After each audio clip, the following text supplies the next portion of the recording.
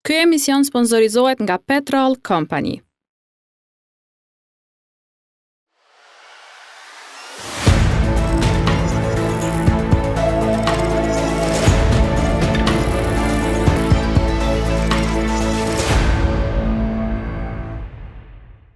Shikues të nderuar, mirë mbrëma dhe mirë se takojmë këtu në televizionin të 7 në emisionin Evron 7. Jemi dëshmitar të asaj që sot gjatë ditës ka pasur premtime marramendse të qeverisë në detyrë, ka miratu buxhetin brenda qeverisë në vlerë për 4 miliard eurosh, ka rrit pensionet, ka rrit pagën minimale. Do të thonë gjithçka ndodhi para se të ishte takimi i liderëve politik me presidentin Vjosa Osmani për të përcaktuar fatin e zgjedhjeve se kur do të mbahen ato.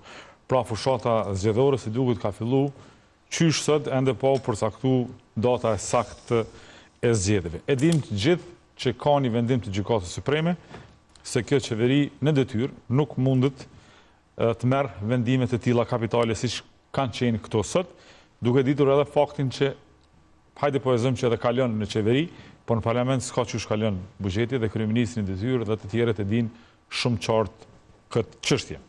Për diskutuar këto dhe shumë çështje të tjera të cilat kanë bëjnë me atë se çfarë u përmirësua ekonomia në këto 5 vjet të qeverisjes Kurti, do të flasim me të ftuarit e mi në studio të cilët janë Zoti Arben Mustafa nga Partia Demokratike e Kosovës. Mustafa, mirë se erdhe. Mirëmëngjes. Zoti Agim Shahini nga Alianca Kosovare e Biznesit, mirë se erdhe. Mirëmëngjes. Dhe profa me Daniel Hashani, prof, mirë se erdhe. Regjia të lutem ma jep në dalje këto për nisjen e fushatës sotme që ka qenë me njerë vendimi i qeverisë për të pasë qa realisht kështu mi pa dhe Mustafa si shifra të japë një farë ndjesijet mirë, me gjithat kur e din që s'duhesh mi marë, pse duhesh mi marë?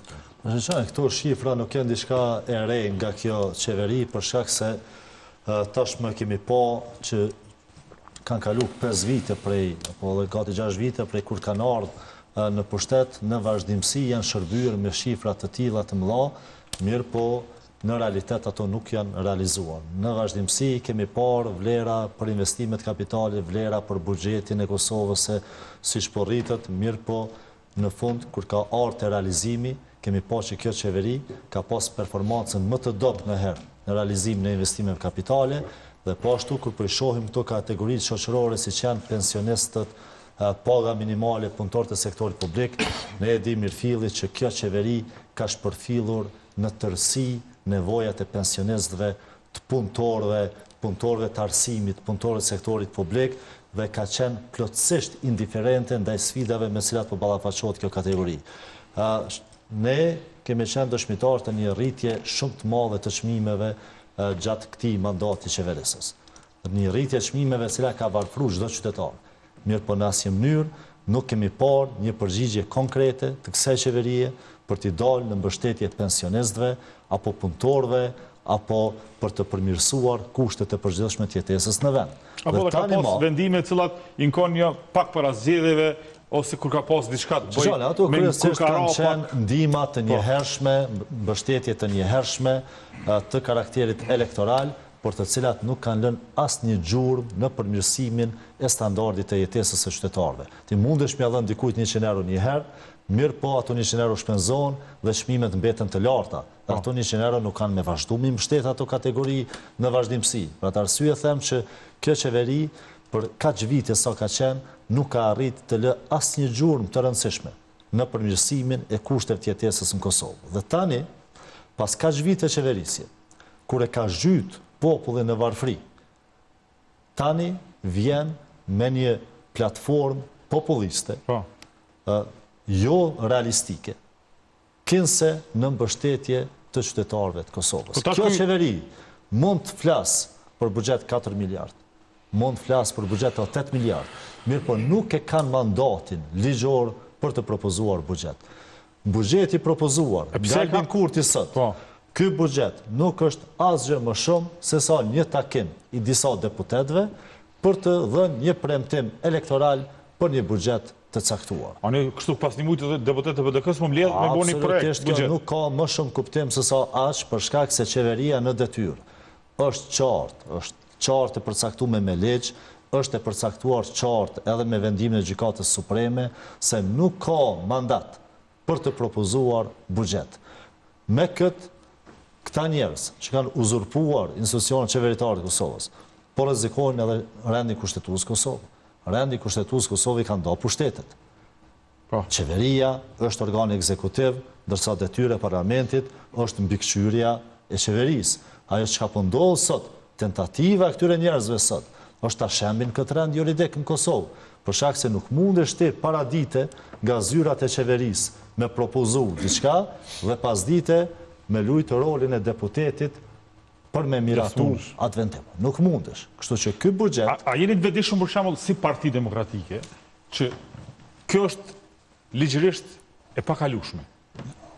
Po faji kanë më mundu, me thonë që qena dashnë me rrit rrogat, dashnë me i bo, por që për dëkja s'pëdan. Shqaj, kjo absolutisht është... Qysh do të me te kalu që të... Kjo është absolutisht një aktivitet në kuadër të parafushatës e cila po duket që ka nisur. Albin Kurti me njerëzit e tij, për 4 vite e kanë shti këtë vend në degradim total, qoftë ekonomik, qoftë politik. Në vitin 2025, Kosova e ka humbur rrugën. Kosova ka mbet pa institucione funksionale. Për fajin e një njeriu i cili në zgjedhjet e para, zgjedhjet e kaluara, ka dali pari, ka marrë 48 ulse në Kuvendin e Kosovës dhe nuk i ka konstituu institucionet e Kosovës.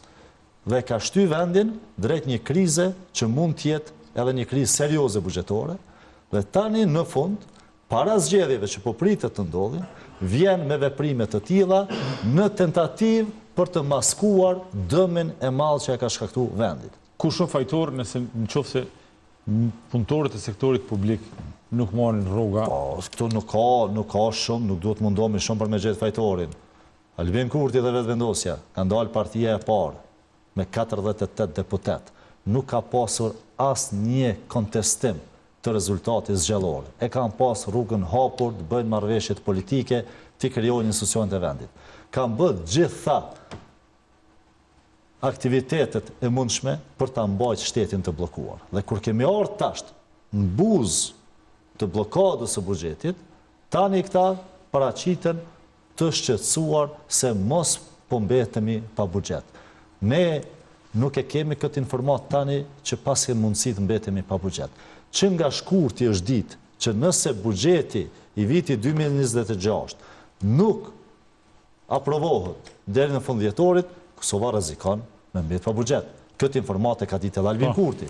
Mirë po, me vetdije të plot e ka pru vendin në një krizë të tillë dhe tani mundohet me veprime të tilla populliste të mundohet të maskoj krejt këtë dom që e ka bo vendit dhe të hyj në fushat zgjedhore me disa veprime të jashtëligjshme në tentativë për të ndikuar votën e qytetarit të Kosovës. Mirë po sot, qytetari i Kosovës është plotësisht i ndërgjegjshëm, plotësisht i vetëdijshëm për domet që shkakton vendit dhe nuk ka më mundësi që Albin Kurti pas gjithë këtyre viteve me tentime të tilla propagandistike, populliste, me domet që ja bën vendit në një periudhë vetëm para fillimit të fushatës, ti maskoj ato dhe të dalë në fushat sikurse ka bërë diçka për qytetarët e këtij vendi. Okej. Dhe Shahini, të më thonë, krejt funi i kësaj, sepse na jemi gjithë vetëdijshëm që nuk mundet me kalu. Tash, veç këto faqet e Facebookut kanë nisë me vlu, që kryeministri në detyrë po don me zgjedhje në çështje, po partitë opozitare nuk po dojnë. Do thonë, kusho fajtori kujdesar këtu, se këtu ka një fajtor nëse kjo nuk bëhet. Do thonë, ta si kanë votat, as nuk kanë pretenduar që i kanë asnjëherë. Spari fajtori është populli që ka dhënë mbi 51%, tani opozita që s'pe dëgjon kryeministrin për arsye se ai çfarë po thotë. Edhe votues po besojnë këto. Që është dashur me ia dhënë 51% edhe opozita me ia dhënë numrat në parlamentin e qeverinë, sipas kryeministit po flas.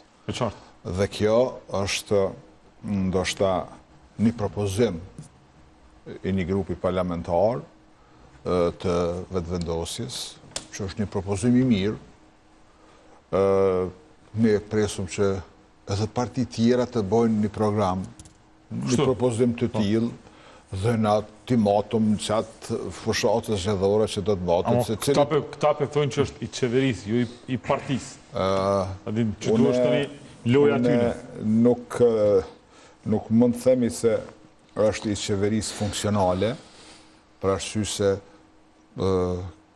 gjitha këto vendime kaq të mëdha kanë procedura. Ta marr shembull buxhetin 4 miliard. Askush nuk është kundër pse, po duhet me tregu qysh e bën 4 miliard. Ka vinë ato mjete. Ka buxhetohen ato. Prandaj, kjo është vetëm një propozim 4 miliard dhe asgjë tjetër nuk kena. Tjetra investimet kapitalit rreth 1 miliard, nuk mund e kon rreth. Duhet buxheti me centa, me centa. Domethënë, edhe këtu tregon që nuk është serioz. Pagat e 13 për punëtorët, pse me dhon pagën pej taksave të mia, edhe tuat e të gjithë ne sektorit publik, kush pse me dhon atë pagë? Përderisa Kosova e kam një shpjegim pak më vonë pse. Jo, sektori privat e kundërshton. E kundërshton. E kundërshton edhe kundërshton fort, sepse ato janë taksa tonat dhe për këtë vendim duhet të ketë një shpjegim publik dhe të merr një miratim publik. Po ashtu paga minimale në sektorin privat.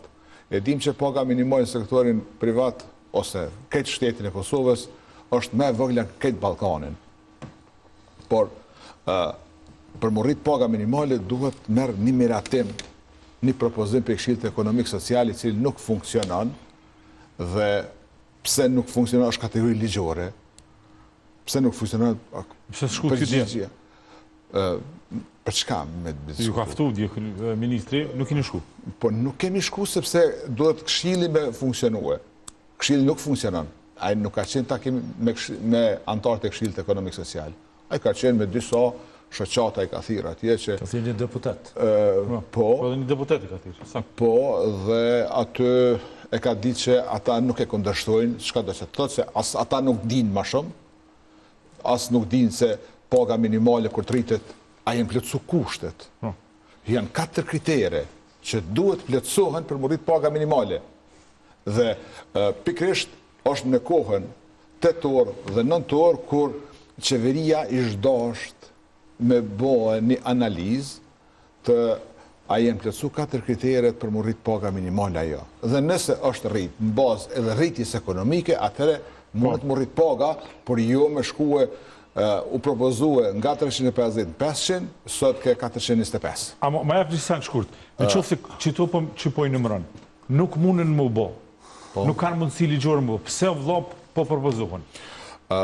Kusht esenca që sajna, krejt që to propozime cëllë edhe zëndi Mustafa, edhe jo, po thoni që nuk mund më kry. Për çka? Sa i përket pagës minimale, nuk po du të dalë nga tema. Ne si Aleancë Kosovare Biznesit në Këshillin Ekonomik Social kemi qenë dhe vetëmit që e kena kundërshtu përjashtimin e veteranët të UÇK-s nga kategorizimi i pagës minimale. Sot, kur sot prap është thonë një propozim. Që të paga minimale, jo, hiqe këto, këthema tjetërën, gjendë. Tek paga minimale kam pas në bo një marrëveshje me Lisën Sërbe, me hik kategoritë e dalë nga lufta. Veç nuk do të marru. Dhe sot kur është dhonë ky propozim, rrezikon parafërsisht në Kosovë, mesatarisht, mbi 64% në Kosovë janë ndërmarrje mikro dhe të vogla. Që këto rrezikohen nga ky trajtim i rritjes së pagës minimale. Okej. Çka rrezikohen? Ato rrezikohen që të uli numrin e punëtorëve, në anën tjetër rrezikohen që të dalin në formalitet, tjetrën të falimentojnë. Sepse nuk është rrit ekonomia, ose nuk ka rritje të aktiviteteve ekonomike që në këto kategori të ketë këtë pagë. E dim që është e vogël. Dhe pajtojmë që duhet më rritë. Por ne nuk mund të kushtzojmë bizneset, që me çdo kushti du t'ja jep, sepse ai e mbyll krejt dhe nuk ka mundësi me dhënë punëtorit pagën. Sakt. Dhe kjo është një arsye se nuk ka analizë që e bind numrat, i bind numrat statistikor që do të rritet paga. Okej. Dhe kjo mendoj që sikur këtu të ishin edhe ato 3 kategori që janë përjashtue, veteranët e luftës dhe të tjerët. Po. Këto kishte me qenë ndoshta pak ma, po kjo po rritet gjithmonë, flasin sindikata dhe qeveria në kurriz të biznesit. Po dhe, mas leti është. Këto duhet merret miratimi nga ta. Aja çka duhet të themi që me taksa paguzve nuk duhet që qeveria jon tenton të krijon numrin e votuesve në favor. Për arsye se ato duhet ta kuptojnë secili se ato mjete nuk janë qeverisë, po janë taksa paguzve. Dhe për shpërndarjen e taksave duhet të ketë një miratim më të zgjeruar. Buxheti, që ishte edhe kjo, buxheti vendit rrezikon të mos miratohet, rrezikon gjithçka drejt rrezikimi falimentimit drejt shtetit për shkak se ne po shohim që nuk ka marrëveshje politike, jemi duke shku rreth zgjedhjeve të reja dhe zgjedhjet e reja nëse gjithçka shkon mirë, marsi vjen. Mars në prill dikur dhe deri atëherë nuk ka buxhet dhe përgjësia ju bjen të gjithë, po mbi të gjitha ai që e ka pas përgjësinë të krijon qeverinë. Po, pruf. 30% i ka shu investimet kapitalit gjatë gjithë mandatit maksimum. Po Shambull për një kategori. Sa i përket keq menaxhimit të buxhetit, është njëra nga qeverit më e njohur që ka pas Kosova, për arsye se një qeveri e cila nuk i menaxhon për 4 vite, 4 miliard, nuk i ka rrotullu brenda vitit fiskal, kjo tregon që me normën mesatare të inflacionit i bie që dami që ja ka shkaktuar ekonomisë vendit, po dhe parave të taksa paguzve tonë është mbi 1 miliard. Vet? Jo, mbi 1 miliard për 4 vite, si dam. Sot parafalësit e potencun që është jo ligjore, njëjtë për shembull edhe përfaqësuesit e PDK-s nesër mundën me dalë me thonë që kjo buxheti jonë, sepse ata janë vetëm një grup i deputetëve, sepse Gjykata Supreme ka ndalu të domon me ligj, domon janë një grup i deputetëve tash që janë pjesë e qeverisë, sepse vetë kryeministri në detyrë as nuk e ka të drejtën me ushtru detyrën e kryeministrit. Sepse është zavendës kryeministri. Mirë po, mbi bazën e kësaj që i kanë potencuar, vetëm po i jap disa argumente të cilat besoj janë të mirëseardhura edhe për publikun. Për shembull, ka ofruar buxhet 4 miliard. Në bazë të ligjit për buxhetin, që është miratuar në vitin 2025, miratohet edhe projekcionet për vitet e ardhshme. Në bazë të hyrave publike, të cilat janë të parapara në vitin 2026, janë 3 miliard e 544 milion. Si të hyra publike. Ndërsa, buxheti sot i ofruar prej 4 miliard, ka një dallim prej 456 milion. Elementi dytë, thot investimet, po nuk i ka, domon se me projekcion të buxhetit, i ka minus 456 milion. Ndryshe doket 3.5 miliard, ndryshe doket 4 miliard. Po, ndryshe është 4 miliard. Elementi dytë, që është thot investimet kapitale rreth 1 miliard. Ndërsa me vetë projekt buxhetin e vitit, domon ligjit të buxhetit për vitin 2025, që është miratu nga legislatura kaluar dhe në projekcion janë 1 miliard e 26 milion që do të bëjë investime kapitale. Domon për vitin 2026. Nuk ka ofru, do me thonë, asë një alternativ që po e zomë, se hajde edhe pas kanë këtë drejtën ligjore, që me e miratu buxhetin që ju mungan, domon se janë vetëm një grup i deputetëve, unë e mendoj që diskriminimin më të madh që ju ka bo kjo qeveri është sektori privat.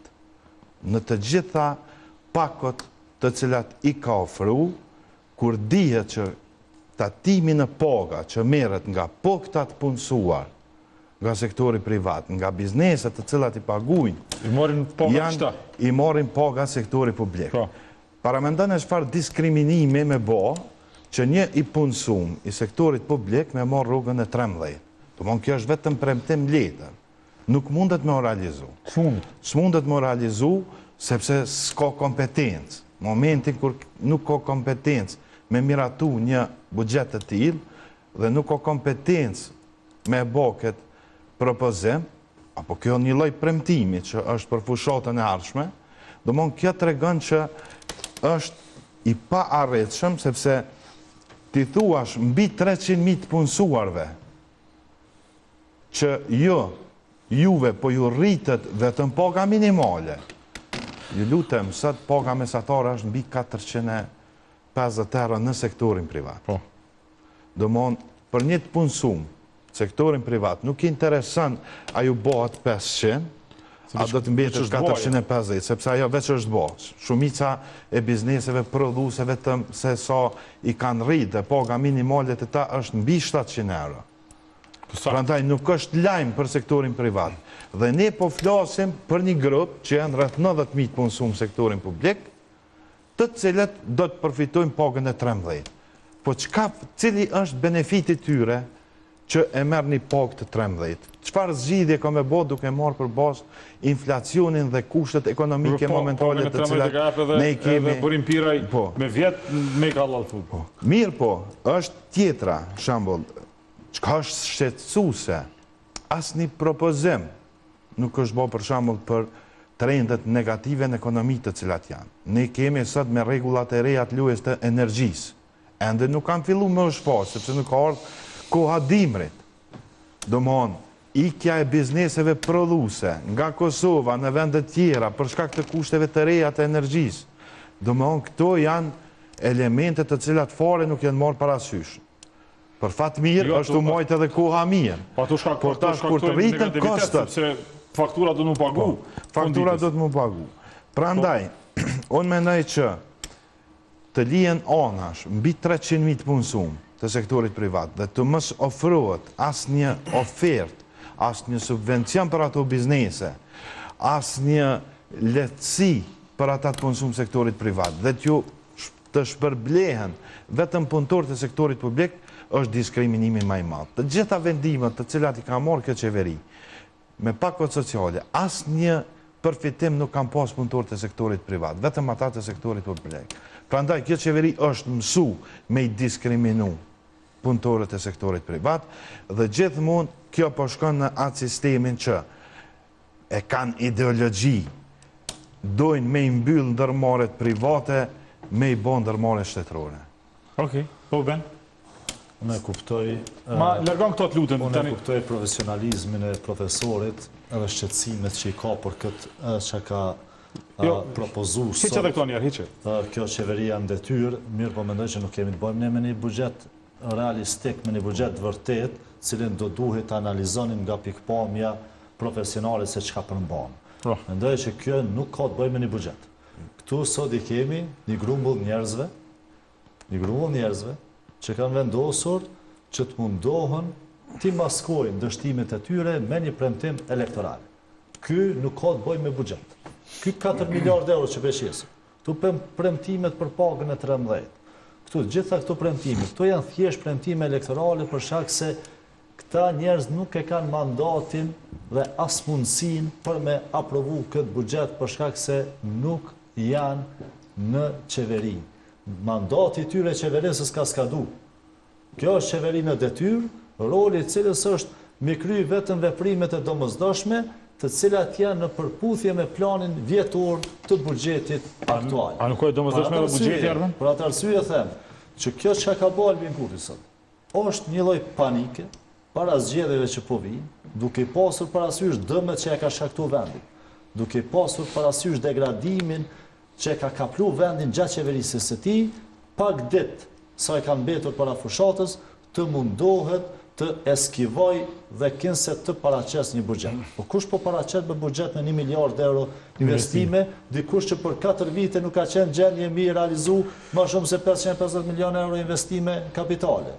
flasim për pagën e 13, por këta i kanë lënë mësuesit në grevë, kanë lënë nxënësit pa shku në shkollë me muaj të tërë për 50 euro që s'kanë pranuar me dhënë punëtorëve të sektorit publik arsimtarëve, dhe sot flasim për pagën e 13 për gjithë punëtorët e sektorit publik. Kështu që kjo është një farsë. Kjo është një farsë elektorale. Ta janë disa numra që i kanë paraqit, për me zhvendosë vëmendjen dhe me u mundu me kriju një klimë se kjo qeveri po i denë në mbështetje qytetarëve. Kjo qeveri, edhe një gjatë do të them, atë që e përmendi zoti Shahidi, nuk ka pas kur qeveri në Kosovë, që ka shpërfil më tepër, madje edhe i ka ofendu përfaqësuesit e punëtorëve, përfaqësuesit e bizneseve, se sa kjo qeveri. Ministri në detyrë i financave, gjatë kohës kur me të vërtet i ka pas kompetencat e ministrit financave, asë njëherë nuk i ka taku as përfaqësuesit e bizneseve, as përfaqësuesit e punëtorëve, në kohën kur ka mund të ndërmarrë diçka në mbështetjet e tyre. Dhe tani, kur është vetëm një deputet i kuvendit, ku nuk ka asë një kompetencë me bërë diçka për punëtorët, tash i thret në takim dhe ja qetë për para listën e dëshira me plotësu se sa po keni qetë me bërë pagë minimale. Kjo është mashtrim. Kjo është mashtrim. Pra të arsye them që nuk janë këto propozime që meritojnë trajtim profesional, për shkak se nuk kemi të bëjmë... Qashtu, holësisht nuk kemi të bëjmë me një buxhet vërtet, nuk kemi të bëjmë me një qeveri që po merr vendime, kemi të bëjmë me një grup uzurpatorësh që i kanë uzurpuar institucionet e vendit, që herë luajnë rolin e deputetit, e herë rolin e ministrit, që janë në kundërshtim të plotë me kushtetutën e vendit dhe vendimin e Gjykatës Supreme, dhe të cilët ju kanë sulur arkës së shtetit me u mundu me para publike me mbulu dështimet e tyre. Mirë po, prapë them, nuk dua t'i them që kjo është blerje e votës. Dua të them që kjo është tentativë për blerje e vote, për shkak se unë jam i sigurt që qytetarët e këtij vendi nuk blihen, qytetarët e këtij vendi nuk e shesin fatin e vendit me 30 euro apo me 50 euro rritje. Qytetarët e këtij vendi kanë pa boll. Qytetarët e këtij vendi e kanë pa se si është e mundur me kolapsu shteti, si është e mundur me humb rrugën shteti. Dhe unë jam i sigurt që me asnjë çmim qytetarët e këtij vendi nuk do t'i japin rastin më dikujt të luajë me fatin e tyre dhe të luajë me shtetin e Kosovës për të cilin është bërë gjithë ajo sakrificë, gjithë ai mundi, gjithë ai gjak është derë për me pru këtë liri, këtë shtet, dhe tani kemi një grup njerëzish që nuk dojnë dëgjojnë as për ligj, as për kushtetut, as për rregullat këtij shteti, po i kanë hapur arkën e shtetit në mënyrë të paleshme, duke u mundu që me paret shtetit ti mbulojnë, ti maskojnë domet që e kanë bërë këtij shteti. Qepse Shënëll Muharremi, BBC e njihni që gjithë, e ka bërë një kalkulim sot, pse është premtu rruga 13. Sepse, si mas Shënullit, që kjo është votues të sektorin publik, që kjo është vota për lëvizjen e vendosit të sektorit publik, është 20.7 të Partia Demokratike 31, kusht Lidha Demokratike 13. Si mas Shënullit, që kjo premtim është që kjo me më rritë qëtu. Puro elektoral. Puro elektoral. Nuk ka të bëj me diçka që mundet më bo, po qitë pjesë të votës dhe vetë me shtytutje naltë. Këto janë dhonat të latë Shënulli nuk e huqë asë dhe njëherë qëto kalkulime. Tonë që e rruga e 13, e cila i eksaltëm që gjithë, se cili kanë qenë me marrë dhe një rrugë pa bo kur gjëjq, për me mujtë me rritë bazën e vetë të votës. Ta kanë qenë gjendje, arsimtarë, vetëm arsimtarë, për 50 euro milion me muaj të tërë në grevë, duke refuzu me rritë pagën për 50 euro, ndërsa tani e pas kanë hapë zemrën e gjithë punëtorët e sektorit publik. Ky është tentativë për të ndryshuar qëndrimin e punëtorëve karshi kësaj qeverie që i kalon në mjerim gjatë gjithë mandatit sa qeverisë. Unë e veç një shkurt.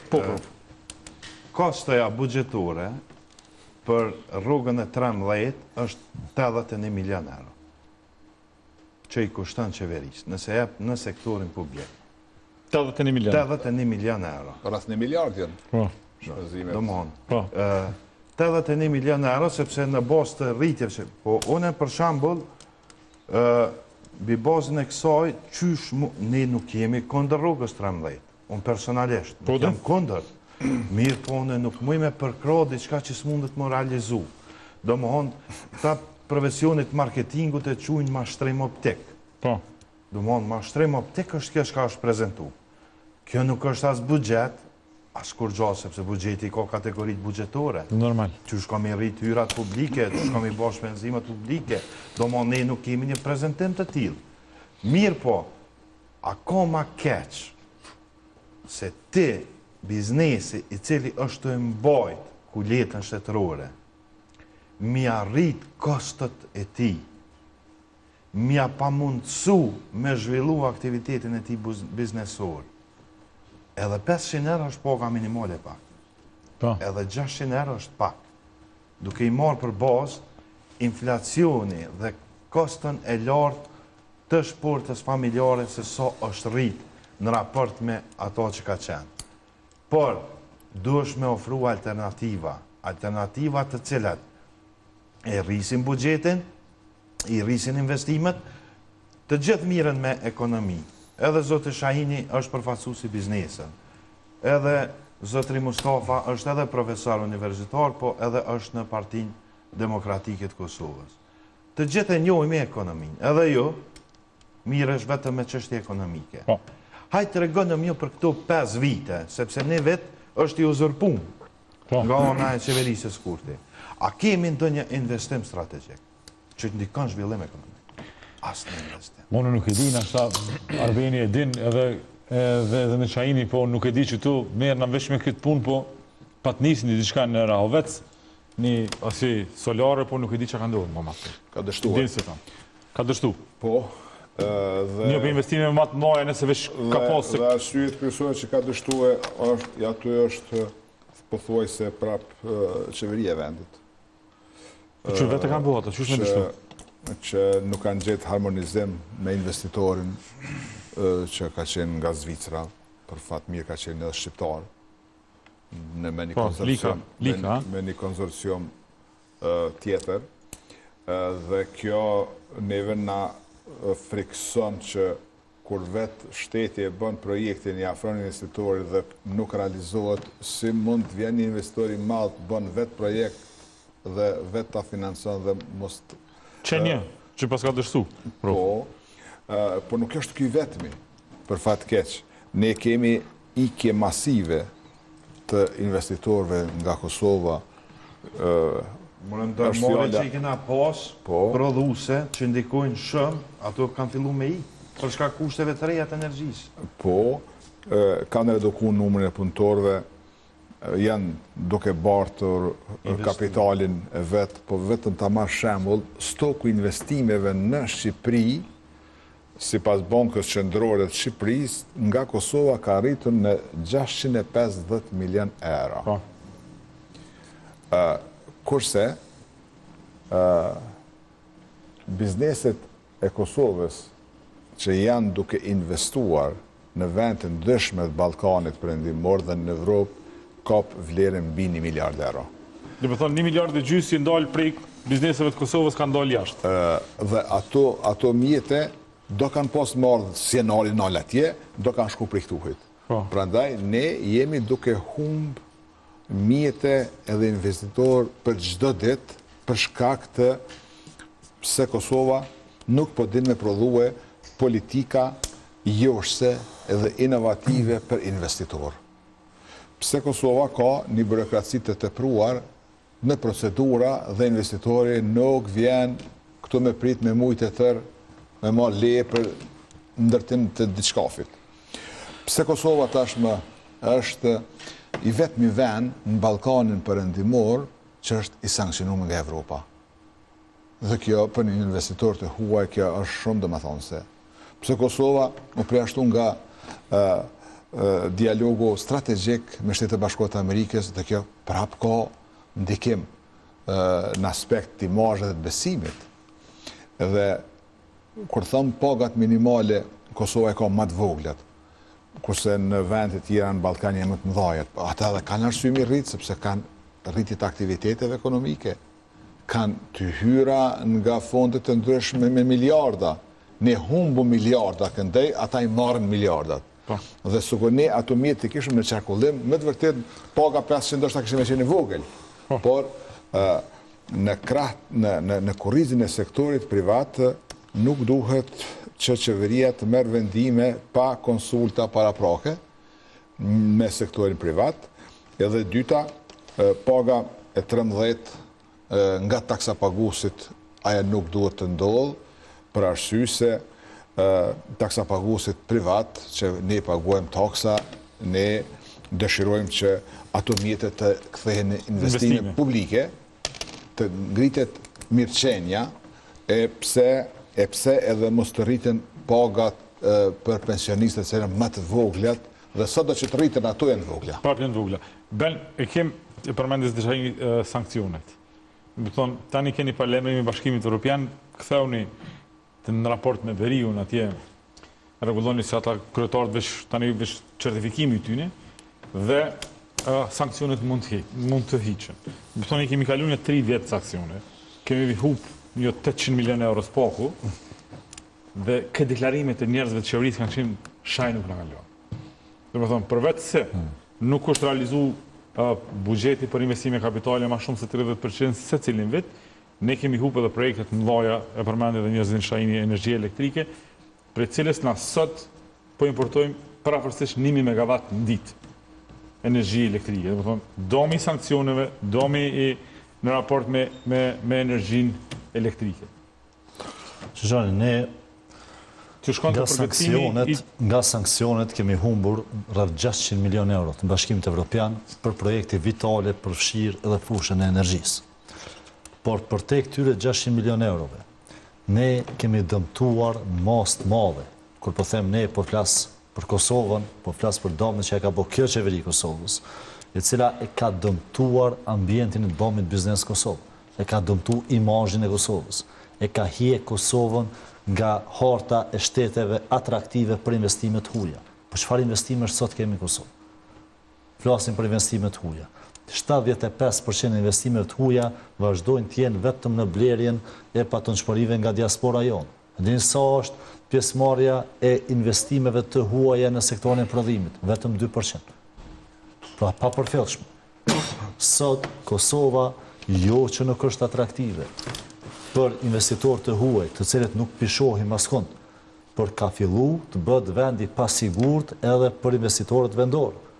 Nuk ka investitor që ndjehet komod për të zhvilluar aktivitetin e tij në një vend ku qeveria ka rol armiqësor ndaj sektorit privat, ku partia në pushtet bën thirrje për bojkot të produkteve të një prodhuesi të rëndësishëm vendor. Po çfarë ekonomie është kjo? Po cili investitori huaj apo vendor dëshiron ta investoj kapitalin e tij në një vend ku qeveria e sheh me sy armiqësor, ku jo që nuk krijon kushte për t'ia lehtësuar zhvillimin e afarizmit, mirë po në mënyrë të drejtë për drejtë e godet, e pengon dhe paraqet një qasje plotësisht antisektor privat. Dhe sot kemi një qeveri e cila është e izoluar nga Bashkimi Evropian përmes sanksioneve. Kemi një qeveri e cila nuk shndron në raporte të mira me Shtetet e Bashkuara të Amerikës, cilët e kanë ndërprer dialogun strategjik. Kemi një qeveri që nuk shndron në raporte të mira me Shqipërinë. Kemi një qeveri e cila nuk shndron në raporte të mira me partitë të tjera në vend. Kemi një qeveri e cila është në luftë me sistemin e drejtësisë, në luftë me sektorin privat, në luftë me përfaqësuesit e bizneseve, në luftë me përfaqësuesit e punëtorëve, dhe shtrohet pyetja kush janë këta njerëz? Çka dojnë këta njerëz? Çka i shërbejnë këta njerëz që po i mbajnë të bllokuara institucionet e Kosovës? Çka po ecën këtë vend me këta njerëz që e kanë marrë besimin e qytetarëve për me përmirësuar jetën e tyre? Dhe sot pas gjithë këtyre viteve, shtrohet pyetja, çka u përmirësua në Kosovë? Cilat janë gjurmët e kësaj qeverisje 5 vjeçare? Çka u përmirësua në Kosovë? U përmirësua ekonomia, u përmirësua drejtësia, apo u fuqizu politikisht Kosova? Çka u përmirësua në Kosovë? Asgjë. Prandaj jemi në një situatë ku fatkeqësisht kemi humbur një vit të tërë, dhe sipas gjasave, opsioni i fundit ka mbetë zgjedhjet e reja, zgjedhje të kushtueshme, zgjedhje të mundimshme për gjithë qytetarët e vendit, mirë po mundësia e fundit për t'ia kthyer qytetarit mundësinë e drejtimit të vendit në kohën e duhur. Çka më mund me nal këtë degradim? Do thonë na, me thonë peshti edhe vetëm këtë gjithë po bajtohemi që ka ngecje në zhvillim ekonomik, ka largim të njerëzve prej Kosovës, ka inflacion. Këta për llogaritin vetëm inflacionin e këtij viti, që është dikon 4%, pa marrë parasysh inflacionin i akumuluar gjatë viteve të tjera. Kemi 1000 megawatt për afërsisht brenda ditës që importojmë, se i paguajmë na vetë secili prej neve, ku një fakturë ka shku deri në 50-100% më shumë. Çka e nol, Arben? E nol vota. Vota. Vota e qytetarit.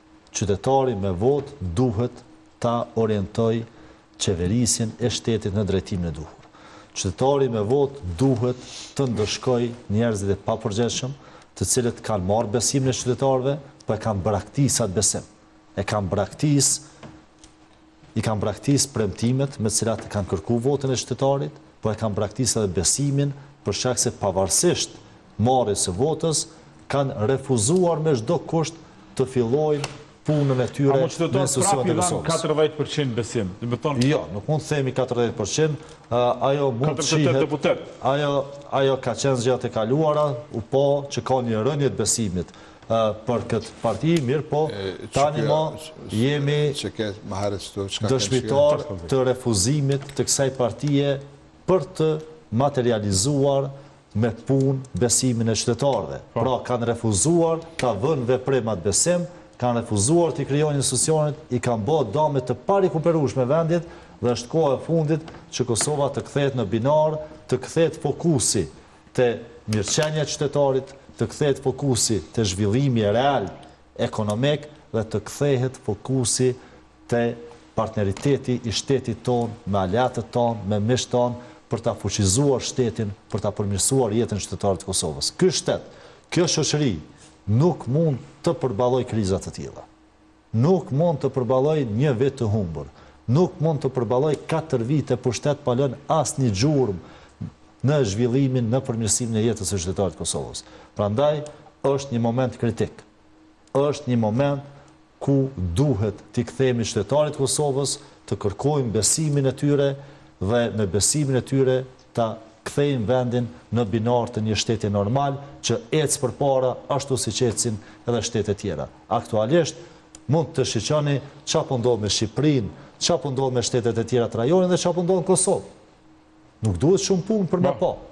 Hyni, shiqoni rrjetet sociale të kryeministrit të Shqipërisë dhe mundin me pa se ka po ecë një vend normal, edhe hyni, shihni rrjetet sociale të kryeministrin detyrë të Kosovës, edhe shifni me çka po merret Shqipëria, me çka po merret Kosova. Shqipëria po ecën drejt Bashkimit Evropian, ne jemi në garë që 3 vite për të dalë nga sanksionet e BE-s, e mos të flasim për rrugën tonë integruese në BE.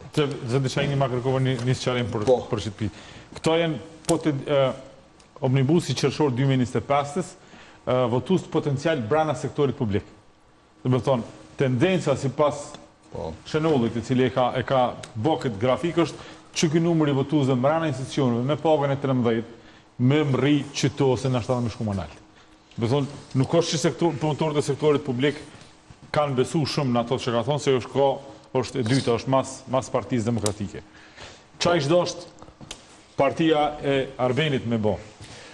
Mendoj që partia, jo vetëm partia Arbenit, po partitë e tjera. Po, masi veç e kemi Arbenin këtu, po flasë për Arbenin. Po flasë për gjithësisë, sepse e adresoj partnerësit tona tek partitë opozitare, të cilat përkundër që partia në pushtet del me propozime, ne nuk pishon të parti tjera që po dalin me në propozime ma atraktive, por sikur po heshtin, dhe kjo heshtja neve përna pengon. Dhe jo si parti politike, jo vetëm në këtë rast për DK-ja, por edhe të tjerat, do duhen që të ofrojnë ma shumë programe, ma shumë aktivitete për të rritë besimin, ose për të kthy besimin tek votuesit dhe për të rritë numrat.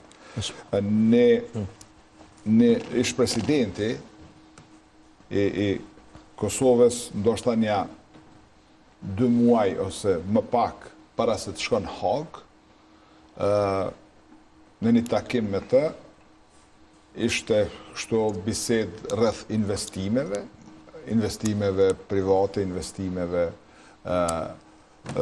po ashtu publike, infrastrukturës dhe tema ekonomike. Po.